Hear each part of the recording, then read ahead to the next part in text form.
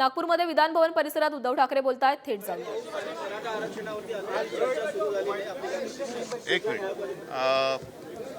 पुढचे विषय घेण्यापूर्वी आपल्याला सर्वांना कल्पना आहे की आज जुन्या पेन्शन योजनेसाठी जे लाखो कर्मचारी एकवटलेत यशवंत स्टेडियमवर, त्यांनी मला आमंत्रित केलं होतं आणि मी तिथे गेलो. माझे सहकारी नेते आणि आमदार सोबत होते.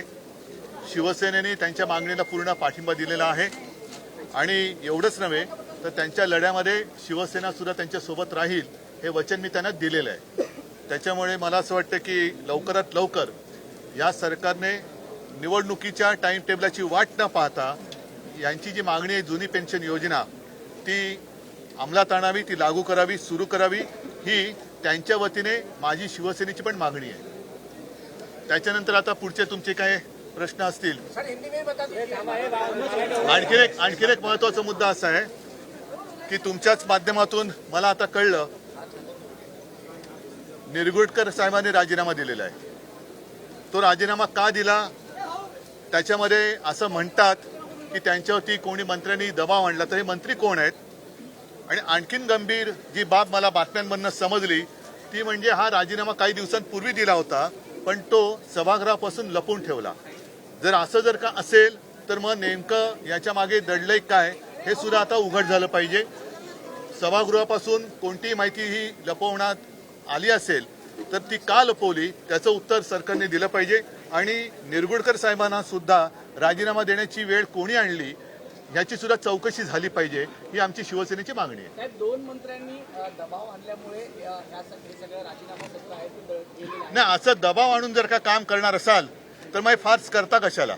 म्हणजे खेळाडू पण तुमचे, पंच पण तुमचे, सगळंच तुमचं, कॉमेंट्री पण तुम्हीच करणार, मग मॅच म्हणून खेळता कशाला? ही मॅच नाहीये, हा कोणाच्या तरी भावनेचा खेळ होतोय आणि त्या भावनांशी खेळू नका. कारण महाराष्ट्र आज अस्वस्थ आहे. तो अस्वस्थ महाराष्ट्र त्यांचं जर का नीट त्यांच्याशी बोलले नाही, ती जो समाज रस्त्यावरती उतरलेला आहे त्यांच्याशी नीट बोललं गेलं नाही, त्यांच्या मागण्या जर मान्य केल्या गेल्या नाहीत आणि हा जर का भावनेचा खेळ, वेळकाढूपणा हे सरकार करत असेल आणि ज्यांना तिकडे एक समिती म्हणून नेमले त्यांच्यावरती मंत्री दबाव आणत असतील तर मग असे मंत्री त्यांच्याबद्दल काय कारवाई करायची ते सभागृहाने ठरवायची. पहिली गोष्ट तुम्ही जो आता मला प्रश्न विचारला की दोन मंत्र्यांचा दबाव त्यांच्यावरती आणला असं त्यांनी सांगितलंय. पहिले दोन मंत्री कोण आहेत हे लोकांना कळलं पाहिजे. सर, आयोगाच्या सदस्यांचं असं म्हणणं आहे की सरकार कुठेतरी हस्तक्षेप करत होतं. हो, पण म्हणून हा सरकारी हस्तक्षेप नेमका कोण करतंय आणि काय करतंय हे लोकांना कळलं पाहिजे. जनतेच्या भावनेशी खेळू नका. अच्छा, या बातम्या कोणीतरी तुम्हाला सांगते आणि तुम्ही त्या बातम्या दाखवत आहात. अधिकृत अशी माहिती माझ्याकडे आलेली नाही. ज्या दिवशी ते येईल त्या दिवशी आमच्याकडे जी माहिती आहे त्यांच्याबद्दल जे काल बोललो ती आम्ही उघड करू. मग आजपर्यंत आम्ही एक संस्कृती पाळतो आलो, खोटे नाटे आरोप जर तुम्ही आमच्यावर करत असाल तर आमच्याकडे असलेली खरी माहिती हे आम्ही दाखवू. मग ती कुठे कोणाकोणाच्या अंगलट येईल हे याचं त्यांनी ठरवावं. आणि तूर्त मला असं वाटतं की आजचा दिवस हा आनंदाचा आहे. आम्ही तुम्हाला भेटल्यानंतर भुजबळ साहेबांकडे पेढे खायला जाणार आहोत कारण त्यांची चौकशी अचानक बंद केली गेली. त्यांना काही दिवस, काही महिने, काही वर्ष तुरुंगात ठेवल्यानंतर जी दमदाटी नंतर चालली होती की तुम्ही जामिनावर आहात, विसरू नका. आता असं नेमकं काय, कोणता चमत्कार भुजबळ साहेबांनी केला हा आम्हाला जाणून घ्यायचा आहे. त्यांच्याकडे आम्ही आता पेढे खायला जाणार आहोत. आणि नंतर मात्र माझा विचार असा आहे की हे अधिवेशन आता 20 पर्यंत वगैरे चालेल. संसदेचं अधिवेशन कधी चालेल, कितपर्यंत चालेल, त्या अधिवेशनानंतर प्रफुल्ल पटेल यांच्याकडे मी जेवायला जाणार आहे. पण त्यांना विनंती करणार आहे की मिरची कम जेवण द्या. त्याबरोबर ना काल उदय सामंत यांच्याकडे नगरविकास विभागाचा अतिरिक्त भार आहे.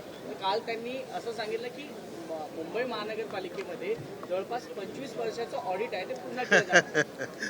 त्यांचा आणि मुंबईचा संबंध येतो कुठे?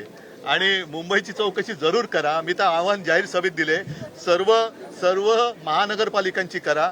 गेल्या काही दिवसांपूर्वी नागपूर गणपतीच्या दिवसात नागपूर ज्यांनी बुडवून दाखवलं त्या विकास पुरुषांची सुद्धा चौकशी करा.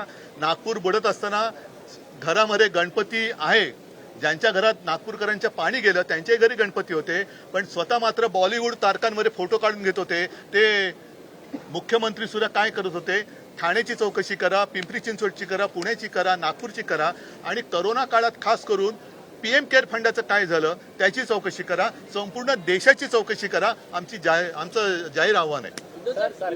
अधिवेशन कुठलंही असलं की चौकशी आणि एसआयटीच्या अशा समित्या स्थापन करण्याचा एक पास तुमच्यासमोर आखला जातो. तर यामुळे काय नाही, शेवटी नाही, दबाव येण्याचं कारणच नाहीये. दबाव टाकण्यासाठी करतात. कर नाही त्याला डर कशाला? दबाव येण्याचं कारण नाही. पण खोटे आरोप तुम्ही आमच्यावरती करणार असाल तर तुमची खरी जी काही माहिती आहे आणि ती पेपरमध्ये आलेली आहे, कोणाची प्रश्नोत्तर पेपरमध्ये आलेली आहेत, हे तुम्हाला माहिती आहेत की काय काय कसं घडलं, कोण कसं करत होते. त्या बातम्या आहेत, कात्रण आहेत आणि ते ऑन रेकॉर्ड आहे, स्टेटमेंट आहे. मग त्याची चौकशी करा. एक दोन प्रश्न आहेत की सीबीआयने ऑलरेडी या पूर्ण प्रकरणात मला त्याच्यात जायचं नाही. ऐका, हे कोणीतरी तुम्हाला हवेत बातम्या सोडायला सांगतं, त्याच्यावर मी अधिक भाष्य करणार नाही. अधिकृत जेव्हा काय होईल तेव्हा मला काय बोलायचं ते मी बोलेन. इंटरव्ह्यू ऍप्लिकेशन आपण या प्रकरणात केलेलं आहे. ते ठीक आहे, त्याचा तो विषय वेगळा बघू आम्ही. काय आता हिंदी में जरा थोड़ा सा चला.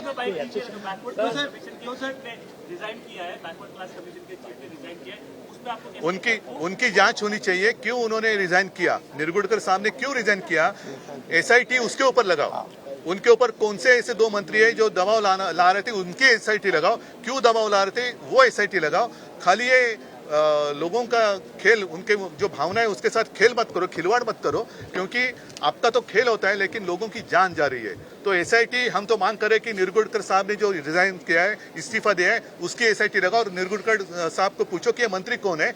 और मुझे जो आपके माध्यम से समझ में बात आ गई, कुछ दिन पहले उन्होंने इस्तीफा दिया था, क्यों इतने दिन वो छुपाए रखा. तो एसआईटी उसके लगाओ. ठीक है, मैंने जो बात कही है, हवा में जो बात चल रही है उसके ऊपर मैं बात नहीं करूंगा. आपको अगर उसमें इंटरेस्ट है, जिन्होंने आपको न्यूज दिया उनको बात करो. काश्मीर पंडितांचा मुद्दा आपण उपस्थित केला होता. काश्मीर पंडितांचा मुद्दा आपण उपस्थित केला होता. नाही, आता आणखीन एक मुद्दा महत्वाचा आहे की सध्या तुम्हाला माहिती आहे अपात्रतेच्या बाबतीत सुनावणी सुरू आहे.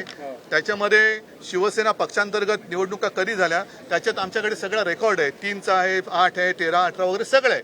पण आज जे बाळासाहेबांवरती श्रद्धा आहे असं म्हणतात. अनिल परब आहेत का? अनिल इकडे या. जरा मुद्दामून तुम्ही सांगा, हे खोटे गद्दार लोक, हे बाळासाहेबांवरच्या निष्ठा त्यांच्या कशा उघड झाल्या ते अनिल तुम्ही जरा परत सांगा. एक मिनिट ठेवू द्या ना. आज सकाळी जी सुनावणी झाली यामध्ये जी उलट तपासणी झाली त्याच्यामध्ये शालेय मंत्री केसरकर यांनी बाळासाहेबांबद्दलचे जे उद्गार काढले हे अतिशय संतापजनक होते. खरंच संतापजनक. त्याचं कारण असं आहे की बाळासाहेबांचे विचार घेऊन आम्ही पुढे जातोय असं सांगत त्यांनी गद्दारी केलेली आहे. आणि हे करत असताना बाळासाहेबांनी लोकशाहीची कुठली तत्त्व पाळलेली नाहीत. बाळासाहेब मनमानी करत होते. बाळासाहेबांनी कुठल्याही निवडणूक आयोगाच्या नियमाप्रमाणे निवडणुका घेतल्या नाहीत. असे वेगवेगळे आरोप त्यांनी आपल्या उलट तपासणीमध्ये केलेले आहेत.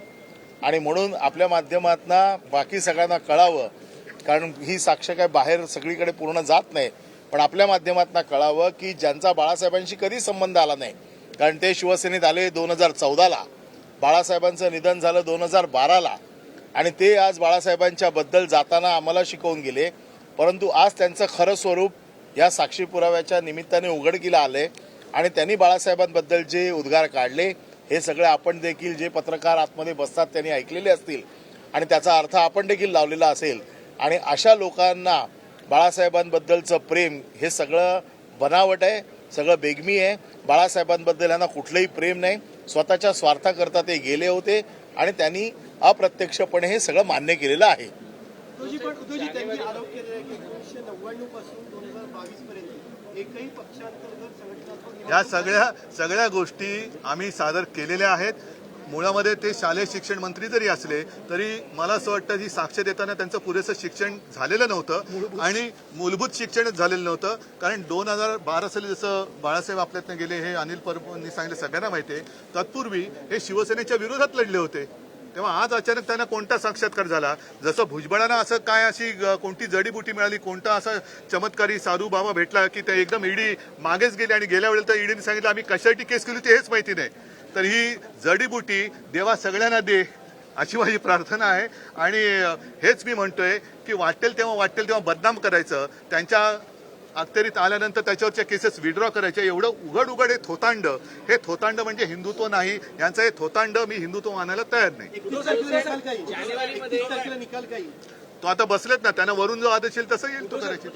शालेय शिक्षण विभागाने एक सर्व्हे केलेला त्याच्यात असं आढळून आलं की 3000 पेक्षा जास्त मुलं जी आहेत ती शाळेपासून वंचित आहेत महाराष्ट्रात आणि आतापर्यंत मंत्री पण असं नाही माझं म्हणणं, मंत्री त्या शाळेत गेले नसतील ह्या वंचित असलं, ते शाळेत म्हणजे शिकले नाहीत असं माझं म्हणणं नाही. फक्त साहेब, विद्यार्थ्यांनी प्रभू आतापर्यंत शाळेत रामचंद्राच्या मंदिरासाठी रामलल्लासाठी आपण देखील 2-3 वेळा जाऊन आलेला आहात. आपण ते आंदोलन उभं केलं होतं.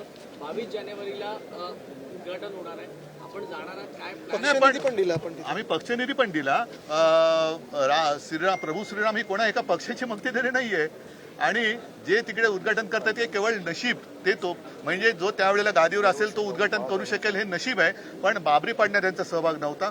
त्याच्यानंतर झालेल्या 92-93च्या सगळ्या त्या हिंसाचारात मुंबई वाचवण्यात त्यांचा कुठे सहभाग नव्हता. राम मंदिरचा आदेश मी सांगत होतो की विशेष कायदा बनवा आणि ज्या वेळेला राम मंदिराचा मुद्दा हा थंड बसत्यात होता तेव्हा मी 2018 साली नोव्हेंबरमध्ये अयोध्येला गेलो होतो. त्याच्यानंतर योगायोगाने त्या वर्षभरात सुप्रीम कोर्टाने तो निकाल दिला आणि ज्या नोव्हेंबरमध्ये मी तिकडे गेलो होतो त्याच्या पुढच्या नोव्हेंबरमध्ये हा निकाल आला आणि योगायोगाने मी पण मुख्यमंत्री झालो होतो. त्याच्यामुळे असं काय नाही की कोणाचं आमंत्रण मला पाहिजे त्यावेळेला मी जाईन, कारण श्रीराम माझा सुद्धा आहे. मला जेव्हा वाटेल मला ते तिकडनं सांगतील, तिकडनं म्हणजे कुठे प्रभू रामचंद्र, हे यांचे देव वेगळे माझे देव वेगळे आहेत.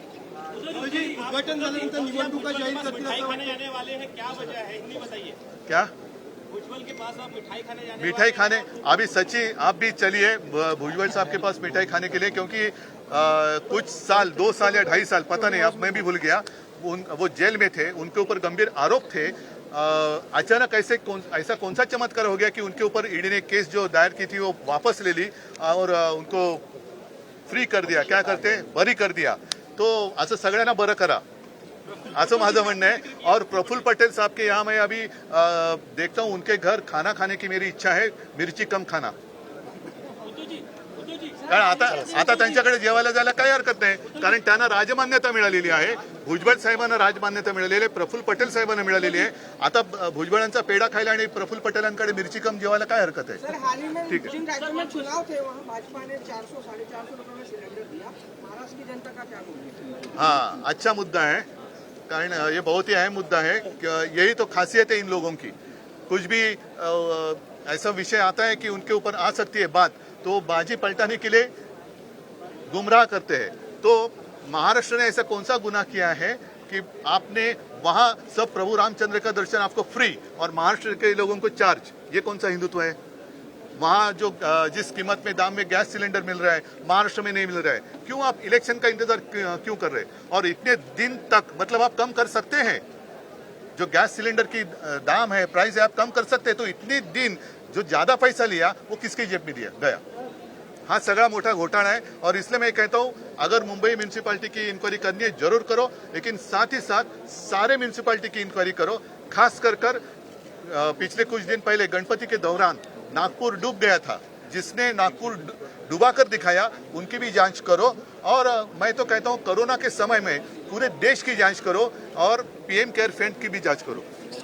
धन्यवाद.